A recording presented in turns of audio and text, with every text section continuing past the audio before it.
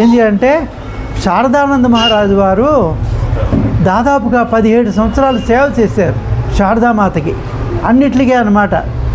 శారదామాత ఏ విషయం వచ్చినా తన వాసుగా అనేవారు. ఆయన రామకృష్ణుల యొక్క సంఘ ప్రార్థన రామకృష్ణుల వారి పైన. ఇప్పుడు శారదామాత గురించి మాట్లాడాలి కనుక యథాగ్నేర్ దాహికా శక్తి రామకృష్ణే స్థితాహియ సర్వ విద్యా స్వరూపాం తాం శారదాం ప్రణమామ్యహం. యథాగ్నేర్ దాహికా శక్తి, అగ్ని నుంచి నిప్పు నుంచి దహించే శక్తిని వేరు చేయలేము. యథాగ్నేర్ దాహికా శక్తి. నిప్పు అన్నామనుకోండి, నిప్పు చల్లగా ఉంటుందా? లేదు, మంత్రశక్తి ఉండొచ్చును, దాన్ని దహిస్తుంది, అంటే మండింపు చేస్తుంది అన్నమాట.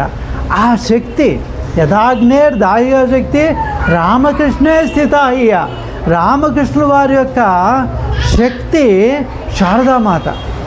అగ్నిని దహించే శక్తిని ఏ విధంగా మనం విడగొట్టలేమో, నీరుని చల్లదనాన్ని ఏవి విరగొట్టలేమో, అలాగే రామకృష్ణుల యొక్క శక్తి శారదామాత. మళ్ళీ ఆవిడ కృపామయి, అంటే కృపామయం అన్నమాట. మయం అనేది ఒక ప్రత్యేకం అన్నమాట సంస్కృతంలో. బ్రహ్మమయి అంటే బ్రహ్మస్వరూపం అన్నమాట. బ్రహ్మశక్తి, బ్రహ్మశక్తి వేరు కాదు, రామకృష్ణ వారి మాటలు ఇవి. అలాగే రామకృష్ణుల శక్తి వేరు కాదు. ఇలాగే మనం అని ముఖ్యంగా తెలుసుకోవాల్సింది ఏంటంటే, మనం పిల్లలు మనందరం కూడా ఇదంతా వివేకానంద స్వామి చెప్తారు, స్వామి తపస్యాన్య మహారాజు కూడా చెప్పారు. మనందరం అంటే ఈ కాషాయ వస్త్రం స్వామీజీలు, బ్రహ్మచారులు, గృహస్థ భక్తులు అందరూ కూడా రామకృష్ణ వారి యొక్క సంతానం, అంటే బిడ్డలం. అలాగే రామకృష్ణ వారి యొక్క సేవకులంటే ఆంజనేయ స్వామి ఎవరు అంటే రామబంటు, రామ కార్యం కోసం తన అంత సర్వస్వం అర్పిస్తాడు. అలాగే మనం కూడా మన సర్వస్వాన్ని రామకృష్ణ వారి సేవ కోసం మనం అర్పించాలి. మనం సేవకులం, రామకృష్ణుల బిడ్డలం, సేవకులం అని మనం గమనించాలి, తెలుసుకోవాలన్నమాట. అంటే ఆ శక్తి ఇమ్మని మనం మళ్ళీ అమ్మనే ప్రార్థించాలి. ఏం చేయాలంటే చిన్నపిల్లలందరూ కూడా ఎక్కువ ఎవరి దగ్గరికి వెళ్తారు? అమ్మ దగ్గరికి వెళ్తారు. అమ్మ అంటే తనకు అంతా ఏం కావాల్సినా కూడా అమ్మని నిలదీసి అడుగుతాడు. చిన్నపిల్లలు నాన్న దగ్గరికి వెళ్ళలేడు, భయపడతాడు. ఏంటంటే కొంచెం దూరం ఉంటుందన్నమాట. ఇలాగా నాన్న దగ్గరికి వెళ్తారు. బట్ అయితే ఇద్దరు తల్లిదండ్రులు, మా మాతాపితరు ఎవరు? పార్వతీ పరమేశ్వరులు, ఈ జగత్తుకంతగా మాతాపితరులు. అలాగే మనందరికీ కూడా రామకృష్ణ వారు, శారదామాత మనకి మాతాపితరులు, తల్లిదండ్రులు. మనం వారిని ప్రార్థించే అర్థార్థి అన్నాం కదా, మేము కూడా మనం ప్రార్థిస్తాం. ఆర్తో జిజ్ఞాసు మనం చెప్పారు స్వామీజీ. అయితే శారదామాత రామకృష్ణ వారు ఎప్పుడు అంటే అనుగ్రహించేవారు, సెలెక్ట్ చేసుకునేవారు, తన శిష్యుల్ని పరీక్షించి స్వీకరించేవారు. అమ్మ అలా చేయలేదు. ఎవరు వచ్చినా కూడా స్వీకరించేది. ఇదంతా మళ్ళీ సందర్భంగా అతి సామాన్యంగా ఉండేది. రామకృష్ణ వారు ఏంటంటే చూడండి, ఫోటోలు చూడండి, అంటే అతి సామాన్యంగా ఉండేవారు. చలికాలం వస్తే ఆయన కోట్ అది వేసుకునేవారు, పాదరక్షలు వేసుకునేవారు. అంటే మన పూర్వకాలంలో అందరూని అవతార పురుషులు, రాముడు మనంతా చూస్తున్నాం కదా ఫోటోల్లోని, పాదరక్షలు ఉంటాయి. అమ్మ శారదామాత ఒకే చీర, రవికి లేదు, పాదరక్షలు లేవు, చెప్పులు లేవు, ఆవిడికి ధరించలేదు, గొడుగు ధరించలేదు. అంటే అతి సామాన్యంగా జీవించి తర్వాత రామకృష్ణ వారు ఏంటంటే తన శక్తిని అంతా కూడా 1919 సంవత్సరంలో శారదామాతకు రాజరాజేశ్వరి షోడశి పూజ చేసి తన జప తప ఫలాన్నంతా కూడా రామకృష్ణ వారు అప్పటికే 1855 నుంచి 1872 వరకు ఎంత సాధన చేశారో 12 సంవత్సరాలు సాధన చేసి ఆ తపఫలాన్నంతా కూడా శారదామాతలో జగజ్జన్ని చూస్తూ అంటే శారదామాతలో జగన్మాతని జాగృతం చేశారు. దీన్ని ఏమంటారంటే స్పిరిచువల్ అవేకనింగ్ అంటారు. శారదామాత జగన్మాత అంటే రామకృష్ణ వారి యొక్క శక్తి, సీతమ్మ వారు రాముడి యొక్క శక్తి, రాధాదేవి అంటారు అది కృష్ణుడి యొక్క శక్తి, పార్వతీ పరమేశ్వరులు శివుని యొక్క శక్తి, అమ్మవారు పార్వతీ అమ్మవారు, ముగురమ్మల మూలపుటమ్మ, చాలా పెద్దమ్మ సురారులమ్మ, దుర్గమ్మ అని పోతన గారు మనకు చెప్తారనమాట. పోతన భాగవతంలో ఎంతో వస్తుంది. అంటే ఈ విశ్వాన్ని అంతా నడిపించేది భగవత్ శక్తి, దాన్ని అమ్మవారిగా మనం పూజిస్తాం. అలాగే ఇక్కడ రామకృష్ణ వారు తదనంతరం 34 సంవత్సరాలు ఒకవైపు వివేకానంద స్వామిని ఎంచుకున్నారు శిష్యుల్లో.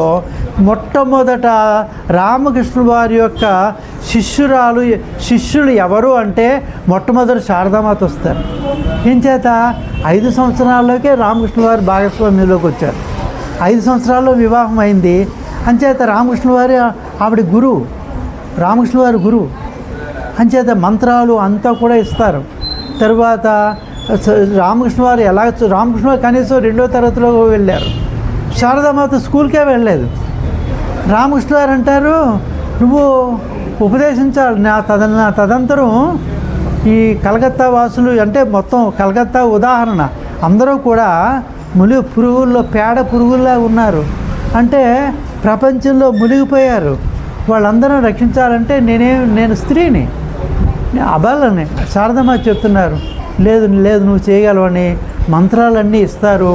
శారదామాతకి సమాధి స్థితి రామకృష్ణ వారే ఇస్తారనమాట. శారదామాత కోరుకోవటం, ఆవిడ ఇవ్వటం. శారదామాతలో ఆ దివ్య శక్తిని, జగన్మాతృత్వాన్ని జాగృతం చేస్తారు.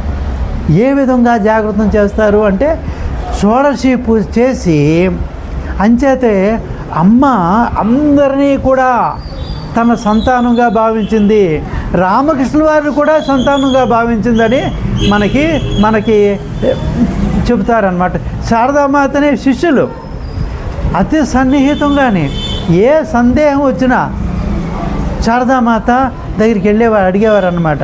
అప్పుడు ఏమంటారు, శారదామాత ఏం చెప్పారో తెలుసా? రామకృష్ణ వారు నన్ను ఇక్కడ ఉంచింది ఏంటే ఈ జగద్హితాయచ అంటే లోక కళ్యాణం కోసం. రామకృష్ణ వారు మహాసమాధి అయిన తర్వాత శారదామాత జీవించడానికి ఆవిడకి ఇష్టం లేదు. అవతార సమాప్తి చేయటానికి సిద్ధంగా, శరీరం వదిలిపెట్టడానికి సిద్ధంగా ఉన్నారు శారదామాత. లేదు, ఒక రాదు అనేటువంటి 1919లో రామకృష్ణ వారి రాదుని యోగమాయగా పెట్టి, అంటే రాదు మీకు అందరికీ తెలుసు మేనకోడలు, శారదామాత మేనకోడలు. ఆ రాదుని యోగమాయగా పెట్టి తనని ఈ సంసారంలో ఉంచారు. దేనికోసం?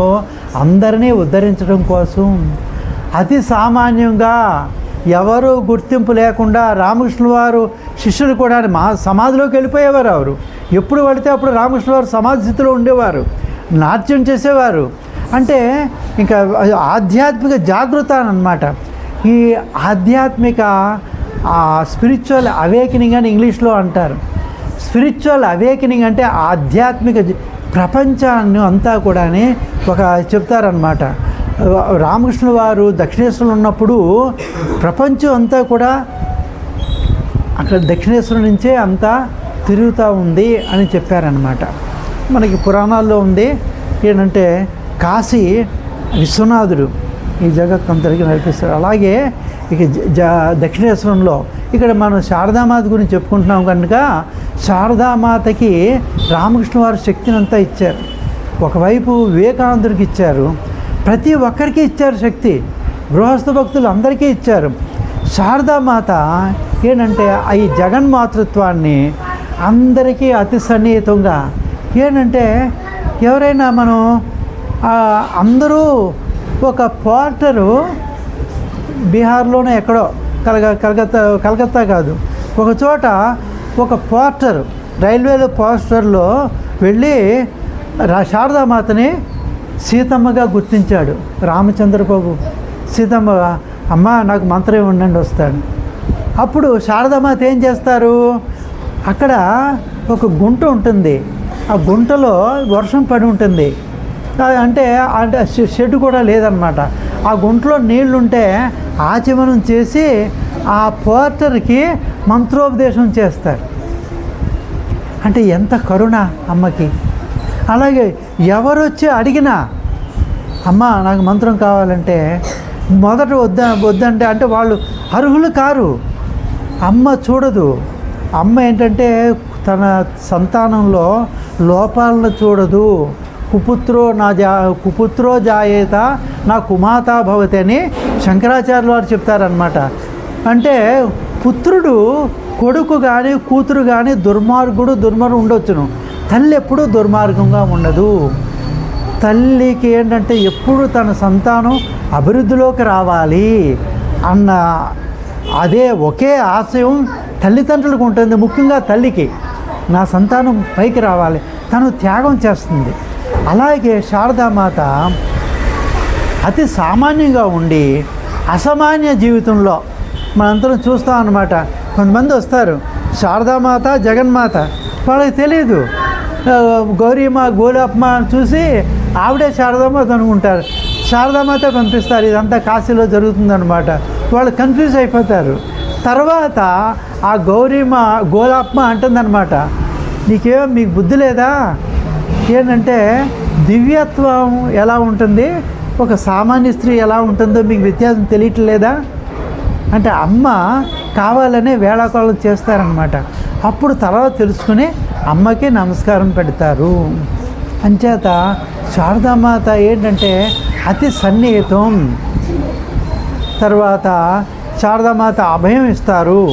రామకృష్ణ వారు అభయం ఇచ్చారు.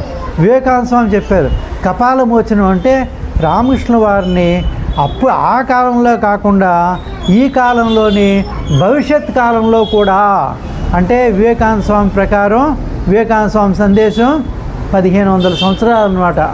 అలాగే శ్రీరాముడి శ్రీకృష్ణుడి యొక్క సందేశాలు ఎప్పటికీ ఉంటాయి. అలాగే రామకృష్ణ వారి సందేశం కూడా శాశ్వతంగా ఉంటుంది. 1500 సంవత్సరాలు వివేకానంద స్వామి సందేశం అంటే అది రామకృష్ణ వారి సందేశం, అదే శారదామాత సందేశం. మరి శారదామాత గురించి మనం చెప్పుకుంటున్నాం కదా, ఆవిడ అంటే అందరినీ సంతానంగా, అంటే ఎవరిలోని ఆవిడ ఒక దొంగ. మనందరికీ తెలుసు అంజాద్ అనేటువంటి వాడు దొంగతనం చేసేవాడు. వాడు ముస్లిం. ఆ కాలంలో ముస్లింలు ఎవరికి ఇంటి దగ్గర రానిచ్చేవారు కాదు, దూరం నుంచే అన్నమాట. ఇంటి లోపలికి రావటం కాదు, దగ్గరికే దూరంగానే ఉండాలన్నమాట. శారదామాత తనకి పని ఎవరో పని ఇచ్చేవారు, పగలు పని కోసం వచ్చి రాత్రి దొంగతనం చేస్తాడు. అతను దొంగ ఏంటంటే ఏదో కారణం కానీ. బట్ అయితే శారదామాత అతనికి పని ఇచ్చేవారు, వద్దనేవారు. ఏంటంటే వాళ్ళు సమానం ఉంటాయి, బంగారు అది ఉంటుంది, మేనకోళ్ళకి అదిని పగలు చూస్తే రాత్రి వస్తే.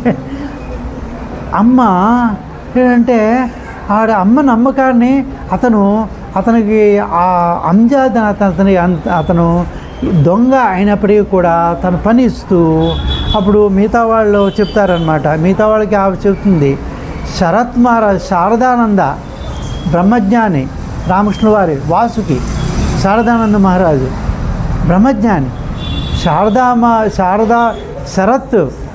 శారదానంద ఎలాగో నాకు ఈ అంజాద్ కూడా అలాగే, నాకు భేదం లేదు అని శారదామాత చెప్తారనమాట. అంచేత మనం ఏం చేయాలంటే రామకృష్ణ వారి దగ్గరికి వెళ్ళాలంటే డైరెక్ట్గానే వెళ్ళవచ్చు. రామకృష్ణ వారు పరీక్ష చేస్తారు, శారదామాత పరీక్ష చేయరు మిమ్మల్ని. నీవు ఏ దృష్టితో వెళ్ళినా కూడా అమ్మ అని వెళ్తే మనం అనుగ్రహిస్తుంది. ఇది ఎప్పుడూ మనం గుర్తుపెట్టుకోవాలి. మర్చిపోకూడదు. చాలా విషయాలు ఉన్నాయి. తర్వాత మనకి అభేదానంద మహారాజు, ఇక్కడ శారదానంద మహారాజు యథాగ్నేర్దాహిక వ్యక్తి రామకృష్ణ స్థితాహియ సర్వ విద్యా స్వరూపం. శారదామాత అంటే సాక్షాత్తు రామకృష్ణ వారే చెప్తారు, సరస్వతి స్వరూపం శారదామాత. అది ఎలా అంటే బూడిద రాసుకున్న పిల్లిలాగా, పిల్లికి బూడిద రాసుకుంటే నిజస్వరూపం తెలియదు, అలాగే జ్ఞానాన్ని అంతా కప్పిపుచ్చుతారు శారదామాత. ఈ అంతా కూడా రికార్డింగ్లో ఉంది. శారదానంద మహారాజుకి చాలా తంత్రసాధన చేశారు. ఆయనకు సందేహం కూడా శారదామాత తీరుస్తారు, ఏ సందేహం వచ్చినా కూడా అన్నమాట. ఎంచేత సరస్వతి శారదామాత జగజ్జనని. ఎంచేత సో మనం అంటే జ్ఞానం కోసం కావాలన్నా కూడా శారదామాతని, ఆ బ్రహ్మ యొక్క వాక్కు, ఆ సరస్వతి ఈ సరస్వతి ఒక్కరే, వేరు కాదు. తర్వాత ఇంచేదంటే కొంతమందిని మంత్రోపదేశం కూడా రామకృష్ణ తన శిష్యుల్ని శారదామాత పంపిస్తారు. శారదామాత ఇలాగే మహారాజ్ చెప్పారు. మన కాళీపద ఘోష్ భార్య 12 సంవత్సరాలు హింసిస్తాడు భార్యని, తాగుబోతూ తిరుగుబోతూ. అప్పుడు ఎవరో ఎలాగో రామకృష్ణ దగ్గరికి వస్తే శారదామాత దగ్గర పంపిస్తారు. శారదామాత ఏం చేస్తుంది, మళ్ళీ రామకృష్ణ దగ్గర పంపిస్తుంది. ఇలాగ 5-6 సార్లు జరిగిన తర్వాత ఇప్పుడు కాళీపద ఘోష్ భార్య, అతను బాగా ధనవంతుడే, పెద్ద ఉద్యోగం ఆయనకి, తాగుబోతూ తిరిగిపోతూ భార్యని కష్టపెట్టేవాడు 12 సంవత్సరాలు. పడిన తర్వాత శారదామాత చివరికి ఏం చేస్తారంటే ఒక బిల్వపత్రం మారేడు దళం పైన రామకృష్ణుల వారికి నామం రాసి ఇది పూజా గదిలో పూజించమ్మా అంటే ఆయన కాళీపద ఘోష్ మారిపోతాడు పూర్తిగా. రామకృష్ణ వారి దగ్గరికి వచ్చినప్పుడు మొదటిసారి వస్తున్నాడు, వీడు తన భార్యని 12 సంవత్సరాలు హింసించాడని చెప్తారు. పూర్తిగా మారిపోతాడు, అదంతా పోతుంది. అంటే మత్తు పానీయాలు వదిలిపెట్టేస్తాడు. ఎలాగైతే గిరీష్ చంద్ర ఘోష్, ఇలాగ మిగతా సురేష్, వీళ్ళందరూ కూడా అన్నమాట. అలాగే శారదామాత నామం రామకృష్ణ వారి నామం రాసి చేస్తుంది. అలాగే ఇంకొక మంత్రోపదేశం శారదా ప్రసన్న అని త్రిగుణాతీతానంద మహారాజుకి రామకృష్ణ వారి మంత్రోపదేశం శారదామాత దగ్గర పంపిస్తారు. శారదామాత మళ్ళీ రామకృష్ణ వారికి పంపిస్తారు. ఇలా అన్నమాట, ఇలా జరుగుతూ ఉంటుంది.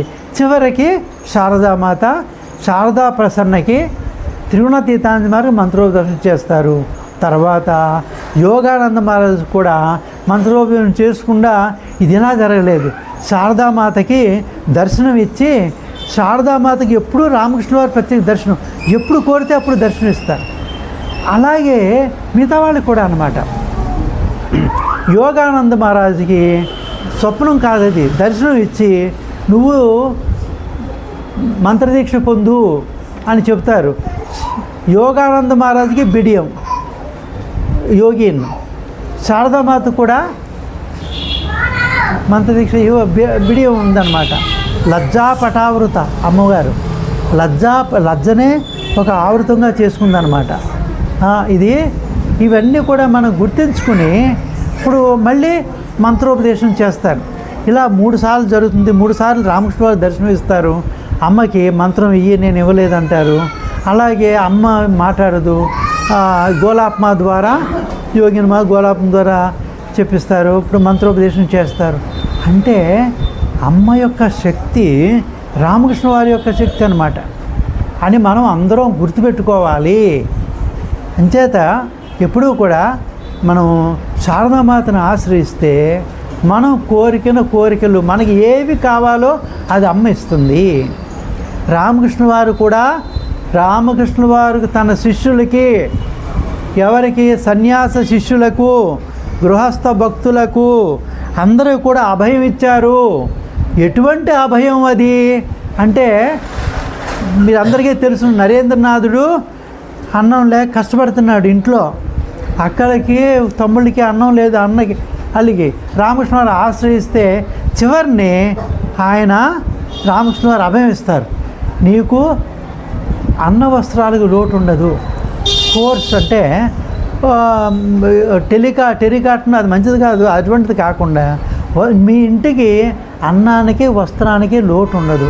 అలాగే మనందరికీ కూడా ఆ అభయం మన రామకృష్ణ వారు మనందరికీ ఇచ్చారనమాట. రామకృష్ణ భక్తులందరికీ కూడా ఈ అభయం ఉంది, అన్న వస్త్రాలు లోటు ఉండు, మనం ఏం కావాలో అది లభిస్తూ ఉంది. మనం ఇంకోటి ఏంటంటే శారదామాత ఉపదేశం ఉంది ఏంటంటే తృప్తి ఉండాలి మనిషికి, తర్వాత దయ ఉండాలి. తృప్తి అంటే ఏది ఉంటే దాంతో సంతోషంగా ఉండాలన్నమాట. మనకి ఈ కాలంలో అలా కాదు. కోట్లున్న వాళ్ళకి 100 కోట్లు 1000 కోట్లు ఇప్పుడు ఉన్నారు కదా, అలా కోరుకుంటానంటే వద్దు. డబ్బున్న వాళ్ళకి మనశ్శాంతి లేదు. ఎవరైతే భగవద్భక్తులై ఉన్న వాళ్ళకి ధనవంతులు వాళ్ళకి మనశ్శాంతి లభిస్తుంది, కానీ కేవలం ధనాన్ని ఉన్న వాళ్ళకి మనశ్శాంతి లేదు. ఏది లేదంటే నేను ఇప్పుడు ఉదాహరణ చెప్పను. ఒక ఆయన జ్యువెలరీ షాపు ధనవంతుడు, ఆయన తీసుకెళ్తున్నాడు. మధ్యలో మన భక్తులు వాళ్ళు చెప్పిన కథ వాళ్ళని షూట్ చేసి చంపేశారు. తర్వాత వాళ్ళ సంపద పెరిగింది. 2 షాపులు ఉన్న ఆయనకి. అప్పుడు వాళ్ళ మిస్సెస్ ఏమో 20 షాపులు ఆవిడ జ్యువెలరీ షాపులు పెట్టుకుంది. ఏం చేద్దంటే కాదు, ఇప్పుడు ఈ ధనం ఉన్నదానికి రక్షణ ఉంటే భగవంతుని అనుగ్రహంతో రక్షణ ఉంటుంది.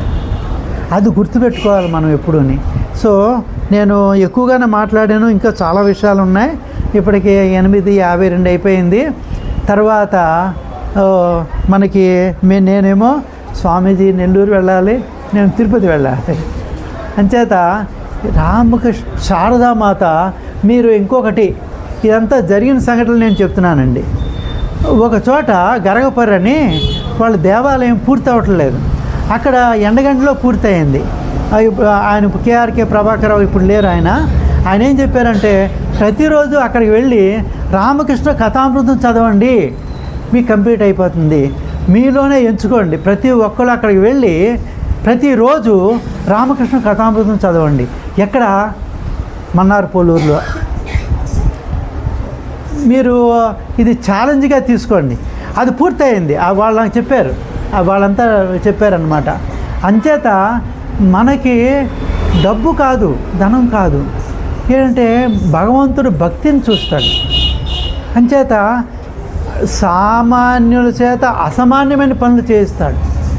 సామాన్యులు అనుకుంటాం, మనందరికీ కూడా మన వెనకాల మన భగవత్ శక్తి ఉంది అనే విశ్వాసం ఉండాలి. ప్రయత్నిస్తే ఫలిస్తుంది. ఇంకా 1-2 సంవత్సరాల్లో అక్కడ దేవాలయ ప్రతిష్ఠ జరగాలి. అక్కడ పూజలు అన్నీ జరగాలని మీరందరూ కూడా ఒక సత్సంగం పెట్టుకోండి. 2 నెలలకి 3 నెలలకి ఒక స్వామీజీ పిలవండి, నేను వస్తాను. అది ఉదయం పూట పెట్టుకుందాం, ఉదయం పూట సాయంకాలం పూట మీరు ఎలా చెప్తే అలాగా. మీ సోమవారమే కదా, ఉదయం పూట అయితే మీకు బాగుంటుందేమో. అప్పుడు దగ్గరగా ఉంది, 80 కిలోమీటర్, మీరు అందరూ ఎలా వచ్చేస్తాం. నేను ఇక సత్సంగాలు జరుగుతూ ఉండాలి. అక్కడ కూడా ఒక టెంట్ కింద వేసి నామ సంకీర్తన ఏకాదశికి ఏదో అక్కడ చేస్తూ ఉండి, ఇక్కడే చేయకుండా అక్కడ కూడా చేస్తూ ఉండండి. రామకృష్ణ కథామృతం చదవండి, శారదామాత వచనామృతం చరితామృతం చదవండి. శారదామాత వచనామృతం ఇవి 2 మీరు చదువుతూ ఉంటే బై రొటేషన్ అప్పుడు తొందరగా అయిపోతుంది. మీరేమో 2022 డిసెంబర్ 1న ప్రేమానంద జయంతికి అక్కడ ఇదంతా కాదు, అక్కడ మనం శంకుస్థాపన చేసాం. 2022 డిసెంబర్ 1వ తేదీన శారదా నిలయానికి తిరుపతి మఠంలో శంకుస్థాపన చేసాం. 2023 అవ్వలేదు, 24లో ఫిబ్రవరిలో అయ్యింది. 2023 జనవరి 20 ఈరోజే ఇక్కడ శంకుస్థాపన జరిగింది. కొంతమంది ప్రామిస్ చేశారు, ఇప్పటికీ ఇవ్వడానికి సిద్ధంగా ఉన్నారు. మీరు దాని ఫోటోలన్నీ తీసి వాళ్ళ ఆల్బమ్ చేసి వాళ్ళ దగ్గరికి వెళ్తే వాళ్ళు డబ్బు ఇస్తారు. తర్వాత ఏమో ఇక్కడ ఎవరిచ్చినా సరే ఈ బజార్లో కూడా మీరు 10 రూపాయలు ఇచ్చినా తీసుకోండి, 1 రూపాయి ఇచ్చినా తీసుకోండి. ఇది ఎంత ఇచ్చాడన్నది కాదు, తీసుకుంటే వాళ్ళు కూడా శ్రద్ధ వస్తుందన్నమాట. వాళ్ళే భక్తి పెరుగుతుంది భగవంతుడి పైన, రామకృష్ణ వారి పైన. ఇలాగ ఏం చెప్పానో గుర్తుంచుకోండి. అక్కడ రామకృష్ణ కథామృతం చదవాలి ప్రతిరోజు. మీరే ఇప్పుడే రేపో ఎప్పుడో మీటింగ్ పెట్టుకుని నిర్ణయించుకోండి, రామకృష్ణ కథామృతం చదవండి. అది అయిపోయిన తర్వాత ఇంకోటి కూడా ఉంది, మీరు వాట్సాప్ గ్రూప్ పెట్టుకోండి, మిగతా వాళ్ళందరూ కూడా వినేటట్టు ఆ సమయం చూసుకోండి, లేకపోతే రికార్డ్ చేసి అది మీద వినిపించుకోండి. అలాగే శారదామాత వచనామృతం, తర్వాత మనకి వివేకానంద స్వామీజీ కర్మయోగం ఉంది. ఇవన్నీ ఏమైనా సరే రామకృష్ణ వారి యొక్క శారదామాత యొక్క ఉపదేశాలు అందరికీ పనికొస్తాయి అన్నమాట. అంటే ఆబాల గోపాలు రామకృష్ణ వారికి ఇవి అందరికీ. అది భాష్యం, వివేకానంద స్వామి భాష్యం చెప్పారు. తర్వాత చాలా విషయాలని చెప్పాలని మరి అయితే మనకి అందరికీ కూడా సమయం చాలా తక్కువగా ఉంది. శారదామాత కూడా ఏంటంటే తన జీవితాన్ని త్యాగమయంగా అన్నమాట. అందరికీ అమ్మ కదా, ఎవరినైనా పనికి పంపిస్తే వాళ్ళు వచ్చే శిష్యులు వాళ్ళు వచ్చేవరకు అన్నం తినేవారు కాదు. 3 గంటలు అయిపోయేది, 4 గంటలు తినేవారు కాదనమాట. సో ఇది గుర్తుపెట్టుకొని అందరికీ అమ్మ, అందరూ తిన్న తర్వాతే అందరికంటే ముందు లేచేది అమ్మ. 3 గంటలకు లేచిపోయేవారు. 3 గంటలకు లేచిపోయి జపం చేసేవారు. ఏంటి అనారోగ్యం, అమ్మ మీరు ఎందుకు చేస్తున్నారు అంటే, నాయనా అందరూ మంత్రాలు తీసుకుంటారు, వాళ్ళు జపం చేయరు, వాళ్ళ కోసం నేను చేస్తున్నాను అనేవారు. అందరికంటే చివర ఇది సీతమ్మ వారు చేసేవారట, ద్రౌపది మాత చేసేదట. అరణ్యాల్లో ఉన్న ఎక్కడికున్నా అందరికంటే ముందు లేసేది ద్రౌపది మాత. ఇదంతా మహాభారతంలో ఉంది. అందరికంటే చివరిని పడుకునేది ద్రౌపది మాత. అలాగే శారదామాత, సీతమ్మ వారు ఎలాగో అలాగా అందరూ పడుకుంటారో 11 గంటలకు పడుకునేవారు. మళ్ళీని ఆవిడ ఏమి రాని వాళ్ళ చేత కూడా భాగవతం చదివించుకునేవారు, రామకృష్ణ కథామృతం చదివించుకునేవారు. మహేంద్రనాథ్ గుప్తా రాసింది. తర్వాత అందరిని అనుగ్రహించారు, అభేదాన్ని అనుగ్రహించారు. సరస్వతి నీ నాలుకమై ఉండుగాక, ఎందుకు ప్రకృతి పరమం అనే పాట ఉంది కదా, అది శారదామాత పైన రాసి అభేదానంద స్వామి ఆవిడకే వినిపిస్తున్నారు.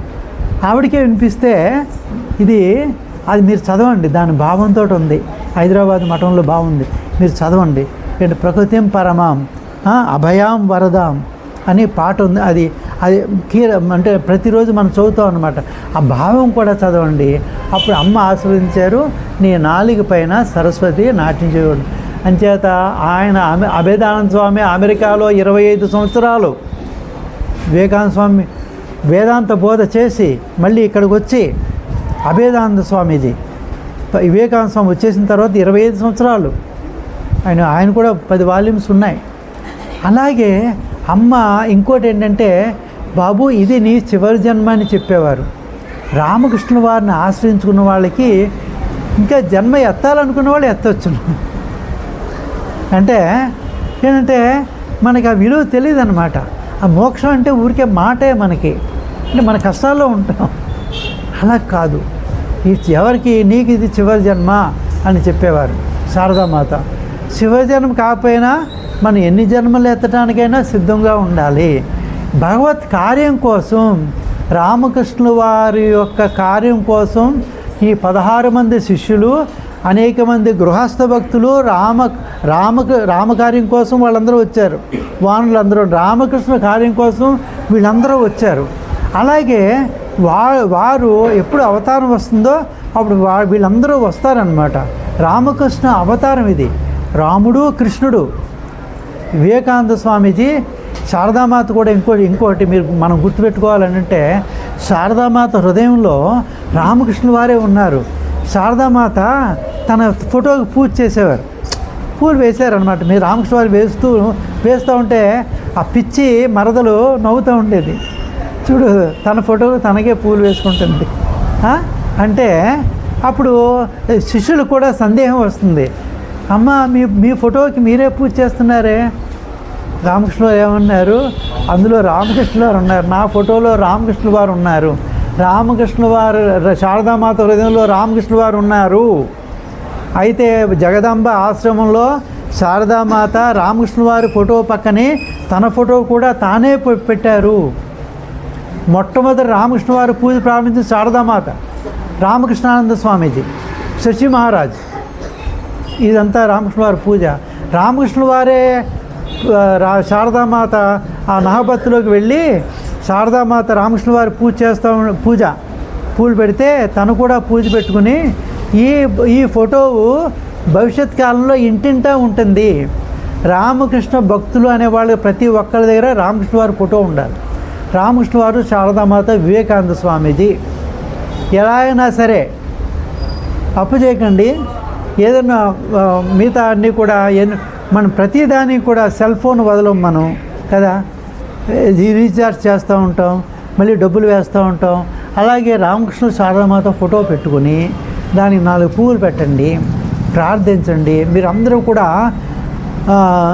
కలే సంఘవ శక్తి, కలియుగంలో శక్తి అంతా కూడా మీరందరూ కూడా కలిసి ప్రార్థన చేస్తే అక్కడ దేవాలయం వచ్చేస్తుంది.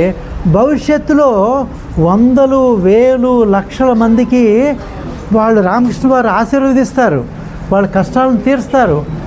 ఆ పుణ్యం అంతా కూడా మీకే వస్తుంది. పుణ్యం కాకపోయినా ఆ ఫలం అన్నమాట.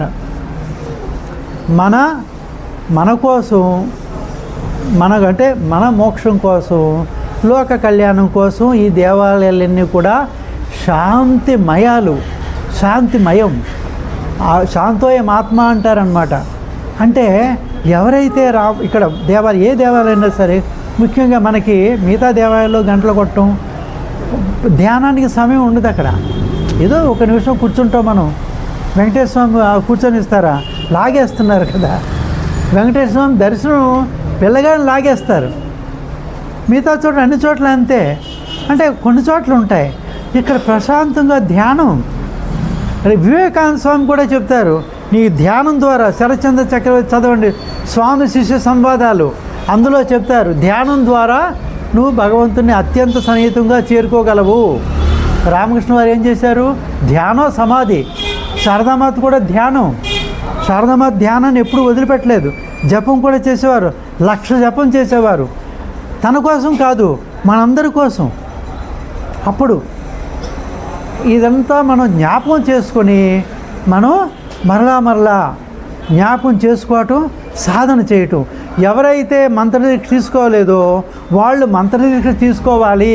తిరుపతిలో ఇస్తున్నారు, స్వామీజీ వస్తారు. ఇక్కడ కూడా తిరుపతి ఇక్కడ దేవాలయ ప్రతిష్ఠ వచ్చినప్పుడు నేనేం మాట్లాడకూడదు. ఎందుకంటే ఆ మాట ఫలిస్తుందో లేదో నాకు తెలియదు. కొంతమందికి వాక్శుద్ధి ఉంటుంది, అంచేత నేనేం చెప్పను. మీరందరూ కూడా మంత్రానికి శక్తి ఉంటుంది. మనకి రక్షించేది, మన ప్రాణం పోయేటప్పుడు మన బంధువులు ఎవ్వరూ ఉండరు. కొడుకులు, కూతుర్లు ఎక్కడున్నా సరే, భార్య ఉన్నా, భర్తకి భార్య కానీ ఎవరో ప్రాణం పోయేటప్పుడు వాళ్ళు ఏం అసహాయంగా ఉంటారు. మనం రక్షించేది దేవుడు ఒక్కడే అని గుర్తుపెట్టుకొని, ఆ మంత్రానికి శక్తి ఉంది, మంత్రశక్తి అని ఉంది. గాయత్రి మంత్రం శక్తి చేస్తున్నాం కదా, అలాగే ఈ రామకృష్ణ మంత్రంలో రామకృష్ణ వారు ఉన్నారు. మంత్రశక్తి, మంత్రదీక్ష తీసుకొని తర్వాత మీ పనులన్నీ కుటుంబ వ్యవహారాలు చేయండి, గృహస్థులుగా ఉండండి, మంత్రం కూడా జపం కూడా చేయండి, నామ సంకీర్తన చేయండి. ఆ విధంగా మనకి ఏంటంటే అభివృద్ధి వస్తుంది అని చెబుతూ జై రామకృష్ణ. ఓం శాంతి శాంతి శాంతి.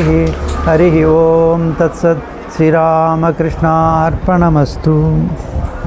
जय भगवान श्री रामकृष्ण देव की जय, श्री शारदा माई की जय, श्री विवेकानंद स्वामी जी की जय, श्री वेंकटरमण स्वामी की जय, वृंदावन बिहार लाल की जय, श्री कृष्ण परमात्मा को जय, राजा रामचंद्र देव की जय, सीता माता को जय, आंजनेय पवन सुत आंजनेय स्वामी जी की